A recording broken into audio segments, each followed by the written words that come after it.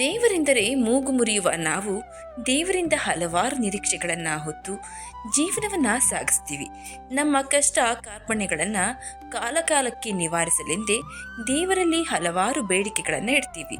ಹೀಗೆ ಹಲವಾರು ಭಕ್ತರು ಬಂದು ತಮ್ಮ ಬೇಡಿಕೆಗಳನ್ನು ಇಡುವ ಸ್ಥಳವೇ ಗುಡಿಯೇ ಇರದ ದೇವಿ ಉಡುಸಲಮ್ಮ.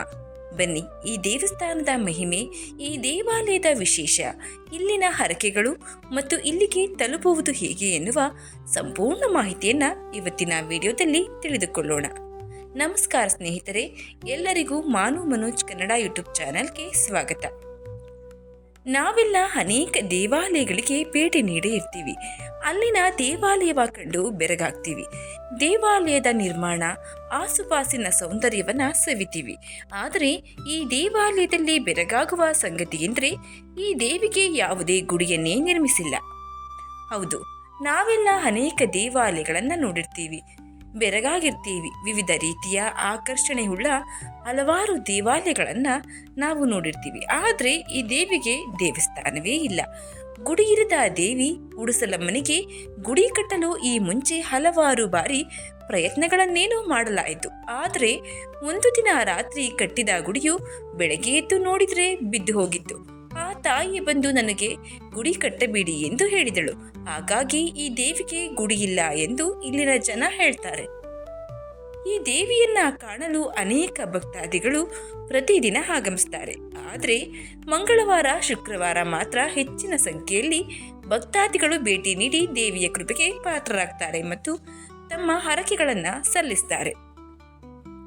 ಉಡುಸಲಮ್ಮ ದೇವಿಯು ಬೇಡಿದವರಿಗೆ ಒಲಿಯುವ ತಾಯಿ. ಆ ತಾಯಿ ಮನಸಾರೆ ಬೇಡಿದ್ರೆ ಎಂತಹದ್ದೇ ಹರಕೆ ಇದ್ರೂ 100ಕ್ಕೆ 100ರಷ್ಟು ಈಡೇರಿಸ್ತಾಳೆ ಎನ್ನುವುದು ಇಲ್ಲಿನ ಭಕ್ತರ ನಂಬಿಕೆ. ಈ ದೇವಿಯ ಸನ್ನಿಧಿಯಲ್ಲಿ ಅಲ್ಲಿರುವ ಕಲ್ಲಿನ ಮೇಲೆ ನೀವು ಕುಳಿತು ಕಟ್ಟಿಕೊಂಡ ಹರಕೆಯು ಈಡೇರುವುದಾದರೆ ಆ ಕಲ್ಲು ತಿರುಗುತ್ತದೆ ಎನ್ನುವುದು ನಂಬಿಕೆ. ನಿಮ್ಮ ಹರಕೆ ಈಡೇರುತ್ತಿಲ್ಲ ಅನ್ನೋದಾದರೆ ಆ ಕಲ್ಲು ಸ್ವಲ್ಪವೂ ಅಲುಗಾಡುವುದಿಲ್ಲ. ಈ ದೇವಾಲಯದಲ್ಲಿ ಯಾವುದೇ ಅರ್ಚಕರು ಮತ್ತು ಕಾಣಿಕೆ ಹುಂಡಿ ಇಲ್ಲದೆ ಇರೋದು ಈ ದೇವಾಲಯದ ವಿಶೇಷ. ಈ ದೇವಿಯಲ್ಲಿ ಹರಕೆ ಕಟ್ಟಿಕೊಂಡು ನೆರವೇರಿದ ಹರಕೆಗೆ ಭಕ್ತಾದಿಗಳು ಕುರಿ, ಕೋಳಿ, ಮೊಸರನ್ನವನ್ನ ದೇವಿಗೆ ನೀಡುವ ಮೂಲಕ ತಮ್ಮ ಹರಕೆಯನ್ನ ಸಲ್ಲಿಸುತ್ತಾರೆ. ಈ ದೇವಾಲಯದಲ್ಲಿ ಅರ್ಚಕರು, ಕಾಣಿಕೆ ಹುಂಡಿ ಇಲ್ಲದಿರುವುದು ಅತ್ಯಂತ ಸೋಜಿಗದ ಸಂಗತಿ.